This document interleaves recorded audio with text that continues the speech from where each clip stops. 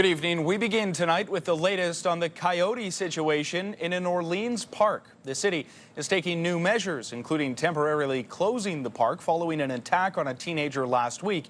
And now residents who live nearby are raising concerns. Some say people may be taking matters into their own hands. The coyote den is located in Lalande Conservation Park near an elementary school. CTV's Katelyn Wilson starts us off. The hole in question into the house is right here. We've taped it up just so. As concerns over coyotes grow in this Orléans neighborhood, Patrick Rowland says his backyard may have been caught in the crosshairs. The trajectory, if I was sitting in that hot tub, that would have been hitting at someone's head. Police say they're investigating after a crossbow bolt was found lodged in the back of Rowland's home Monday morning after piercing through his fence. And while he believes coyotes living in the nearby Lalande Conservation Park were the target, police can't confirm. A lot of people taking security into their own hands because of the coyotes in the area. The city has now temporarily closed the park after the mother of a 14-year-old boy said he was attacked by 3 coyotes while riding his bike last Thursday.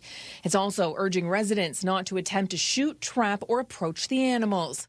They are advising people, to stay away. Given the escalation of the situation, we needed to put some enhanced measures in to protect the public and the animals. And while officials say coyote attacks are extremely rare, the city is considering several options, including relocating the coyotes or taking other actions if relocation isn't approved by the province. We are in discussions with the province as to if there's a possibility to relocate the coyotes. Typically, you can't relocate them more than a kilometer, but this is sort of an exceptional circumstances.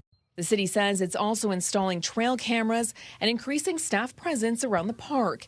In the meantime, residents like Rowland say they're taking extra precautions, but it's not the coyotes he's scared of. What I'm scared of is the acts of others that don't think the consequences of their own actions, as we saw that the comfort that we have in our own backyard where we would feel comfortable. Well, my spouse and children going out in the evenings is not something that we're going to consider anymore because we don't know what could happen. Katelyn Wilson, CTV News. I'm turning now to a disturbing story out of Barrhaven. A teenager is facing arson charges and other offenses in connection to a house fire yesterday. Emergency crews were called to Muirfield Gardens. That's near Cedarview Road, just before 3:30 yesterday afternoon. CTV's Griffin has the details. Police cruisers remain at the front and back of this Barrhaven home, one day after a fire started in the basement. An arson investigation is now underway. Just after 3 p.m. yesterday, our dispatch center received multiple 911 calls reporting a very chaotic scene in Barrhaven. The residents were able to escape. One person suffered smoke inhalation. 3 dogs were killed. Police say a young person who can't be named because of their age has been charged with multiple offenses, including arson, 2 counts of uttering threats to cause death or bodily harm, and 3 counts each of killing animals and causing unnecessary suffering to them. Smoke was banked right down to the floor in 0 visibility conditions. It was heavy, heavy black smoke for our firefighters. They completed 2 full searches of the structure in 0 visibility conditions, but did confirm that there was no residents inside. Unfortunately, 3 dogs were found inside and had succumbed to their injuries. The arson unit conducting the investigation alongside Ottawa Fire and the Office of the Fire Marshal. Katie Griffin, CTV News. Call it whatever you want. Sticky, humid, swampy even today. It was quite humid, and sounds like more of that is in store. Jackie. Well, the good news is that much of the weather system has moved past our region. We are anticipating mainly cloudy skies for the overnight. Tomorrow might start the day off with a mix in sun and cloud. In the afternoon, though, a different story. There is a slight chance we could see some isolated showers move through in the early part of the afternoon. Temperature-wise, though, that humidity sticking around well into Friday. 27 degrees, the anticipated daytime high, but it will feel closer to 37. We'll get a closer look at your long-term forecast and when this humidity will break in just a bit. Ontario Provincial Police have made a second arrest in connection with a murder in Perth. On April 12th, police located 34-year-old Christo Allison Richards. critically injured in Lasduel Park. He later died in hospital. 32-year-old Lena Du of Ottawa is in custody now, charged with accessory after-the-fact murder. The first arrest in this case came back in May when 46-year-old Michael Lewis of Perth was charged with conspiracy to commit murder. Arrest warrants have also been issued for 34-year-old Joseph Mador and 28-year-old Brayton Kennedy, both from Ottawa, for second-degree murder. Hundreds of farmers, community members, groups, politicians from all across the region, they all gathered on Parliament Hill today to voice their opposition to the proposed high-speed rail project. From Alto, CTV's Dylan Dyson has that story. As hundreds filled Parliament Hill Wednesday, Dave McAvoy was the locomotive for a train of protesters from Stone Mills, Ontario. I have a small farm, 62 acres. If it's not directly affected, it may be affected by the secondary impacts. Local roads being cut off, we will lose our access to our emergency services. They live in the corridor north of the St. Lawrence Seaway, where Alto could potentially build its high-speed rail project. Our whole lifestyle will be upset with the potential road severances that they're talking about. They claim that they're going to provide. We haven't seen it. We strongly oppose the decision to move forward with the Alto high-speed train project between Quebec City and Toronto.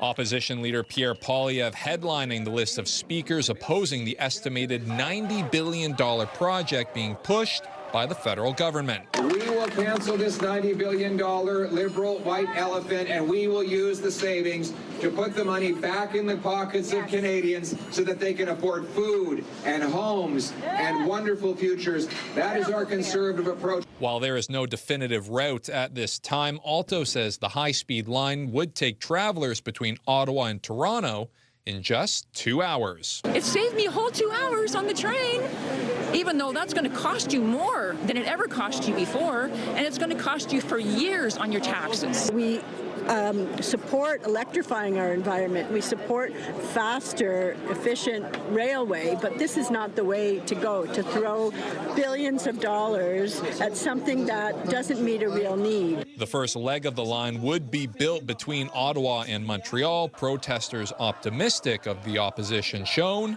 in the nation's capital. It's interesting to see that we all have the same concerns. It's not in my backyard. It is in every backyard for 1,000 kilometers in this country. Dylan Dyson, CTV News. You will be able to ride OC Transpo for free for 2 weekends, one in September and the other when the O-Train East Extension opens. It's part of a plan approved by Council today to make improvements to the system and to compensate riders for all the transit disruptions this year. CTV's Leah LaRocque has the details. It's a long commute for Darcy Titcomb. Yes, I do. I'm out in Barrhaven, so I have an hour-plus commute both ways every single day. 4 months, she's endured delays, packed trains, and disruptions, and she welcomes any type of compensation. That would be incredible. That would be incredible. City Council passing a plan to boost the system's reliability, including 2 free weekends of transit. One of the weekends will be at the end of September when Ottawa celebrates its 200th birthday.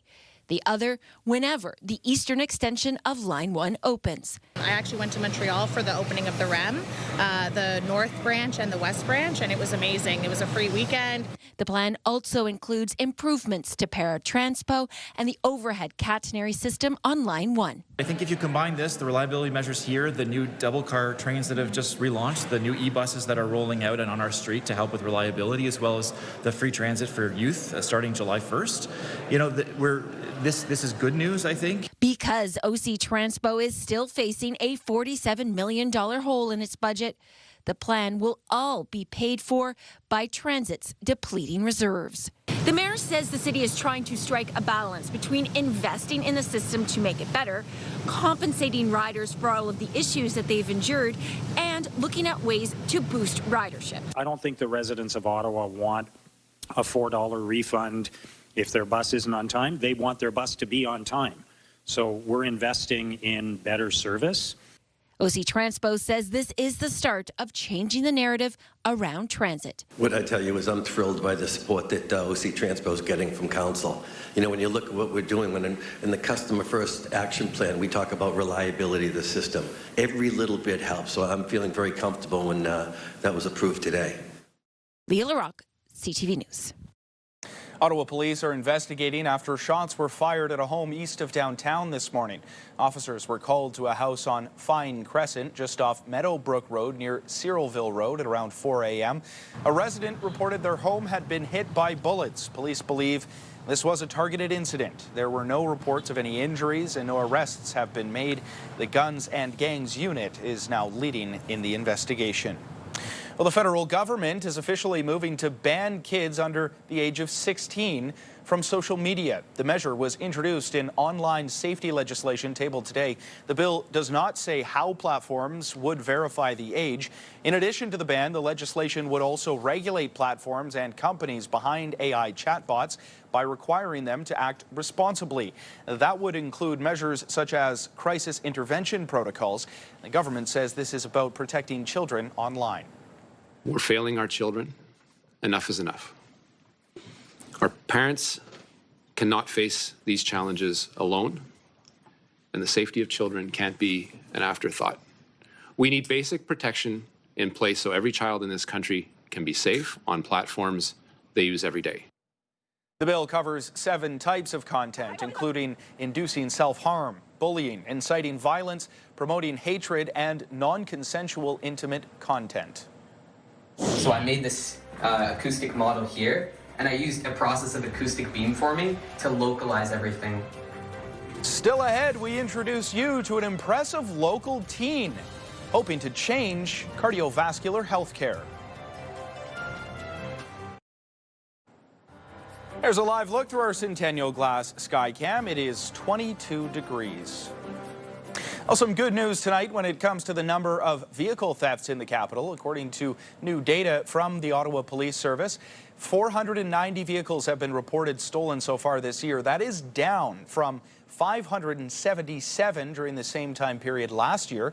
And when it comes to the hotspots, Rideau Vanier Ward had the most vehicles stolen during the first 5 months of the year with 51 reported thefts. That's followed by Alta Vista with 40, Gloucester Southgate with 37, and Somerset Ward with 30. A local teen recently won big at a national science fair for his device that he hopes will change cardiovascular health care. CTV's Sean Varden introduces us to the impressive 11th grader. So cardiac fibrosis, it's a very common condition that occurs after a heart attack. And Karan Kripalani is now your average grade 11 student. my grandparents, they have suffered from cardiometabolic conditions, and I got really interested in like the after effects of cardiac fibrosis and seeing how I could mitigate a lot of those issues. After a heart attack, cardiac fibrosis can set in. In time, it can stiffen the heart, impairing its ability to pump blood, and can lead to heart failure or arrhythmias. So I made this acoustic model here, and I used a process of acoustic beamforming to localize everything. In layman's terms, Kripalani wants to use sound waves to peer inside the heart to monitor the condition.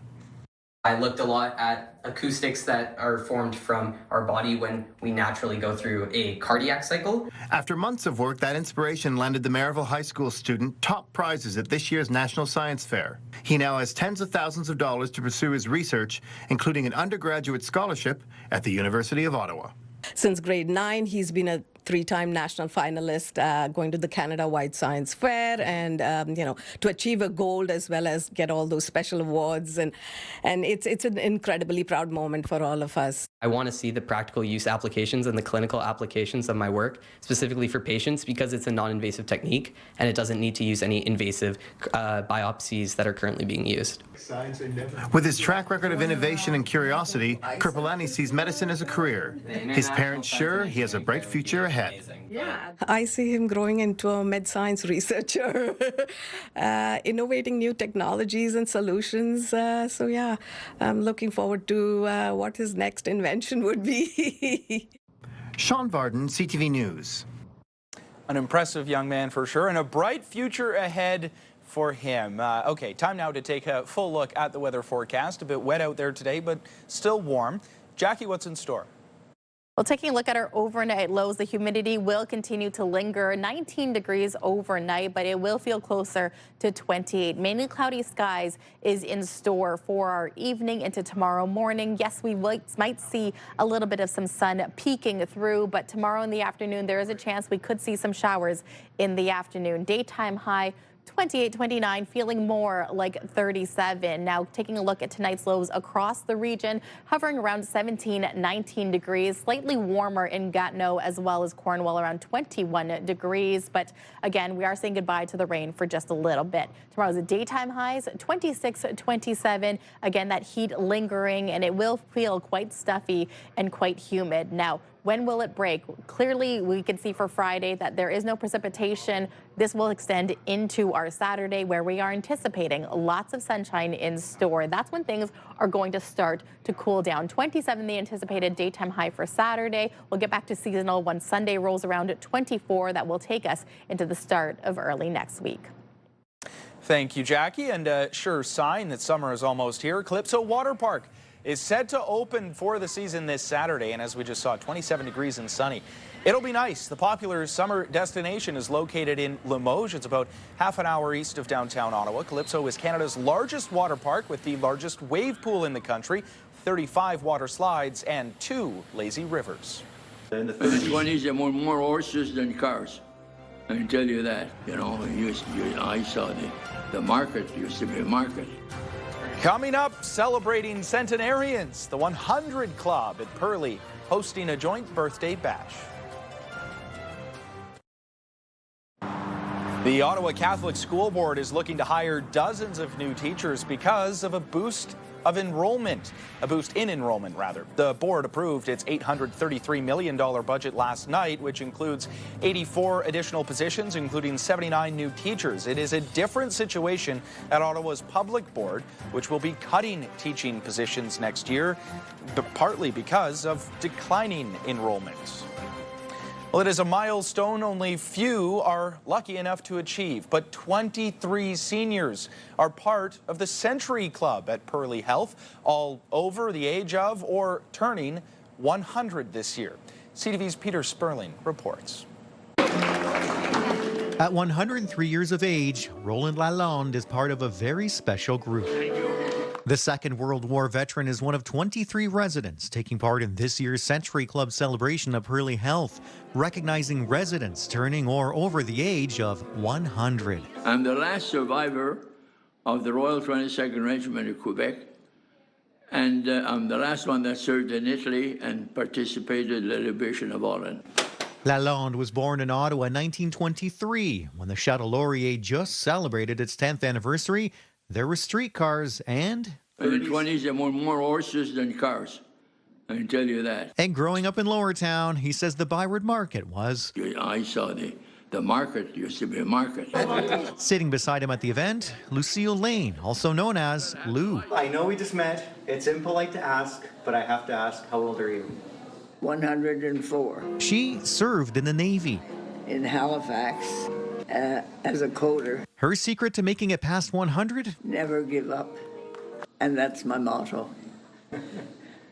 Never give up. Hank Legacy is turning 100 this year, and credits. I guess having family is important and friends. And I always had work. I went through a lot of different jobs in my lifetime, and I enjoyed every bit of it. Betty turns 103 in August. How do you feel? As the French say, comme c'est, comme ça. Celebrations include music, certificates, cake, as well as friendship and family. We're really celebrating their life and how much they gave to our community, to our country, for some of our veterans. And what's Lalande's secret to living a long life? There's no secret. Moderation. Peter Sperling, CTV News. They didn't have set any objective, any timeline, any targets. After the break, details on a damning report from Quebec's Auditor General saying the CAQ government failed a $2.2 billion dream to make that province a leader in electric battery manufacturing. Ottawa is always on the move. We're a big city with a laid-back vibe. where foodies love their sweets and markets bursting with flavor, wrapped up in waterways and hot summer days. This is a city where culture is on display. And the future meets the past. Where people come together. Always proud. Often loud. Whee! And positively the best place to live. We move with you, Ottawa!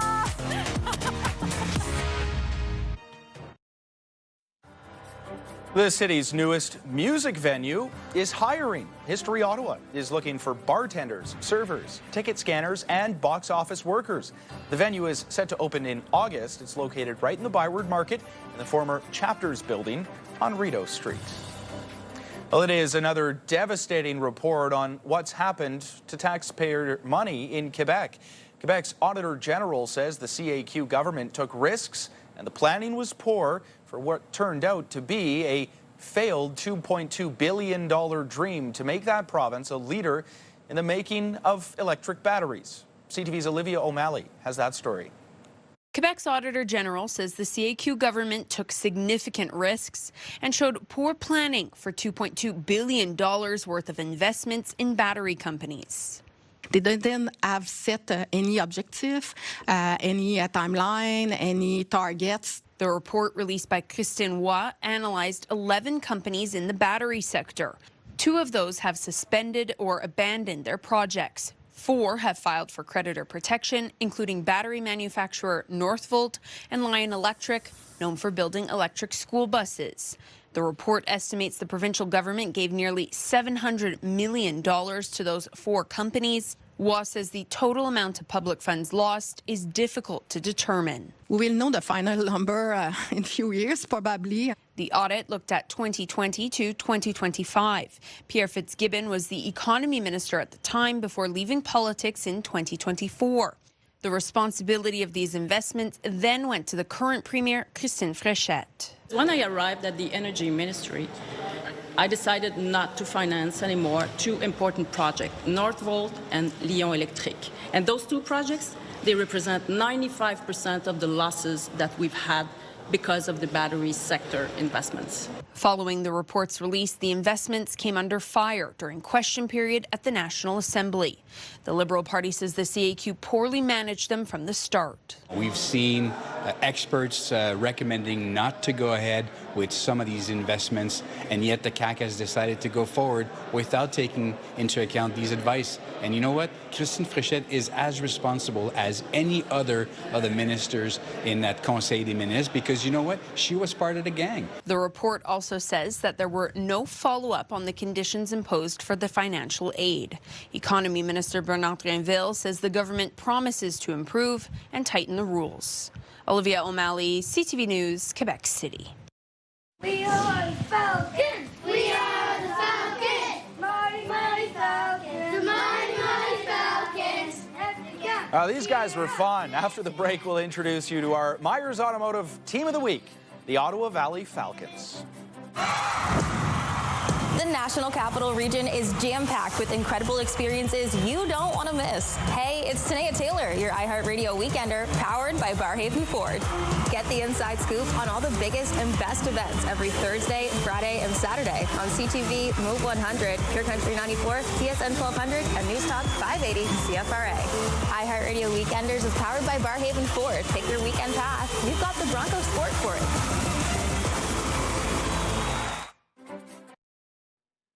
Another live look through our Centennial Glass Sky Cam. It is 22 degrees out there, and for a final check on the weather forecast, we go back to Jackie.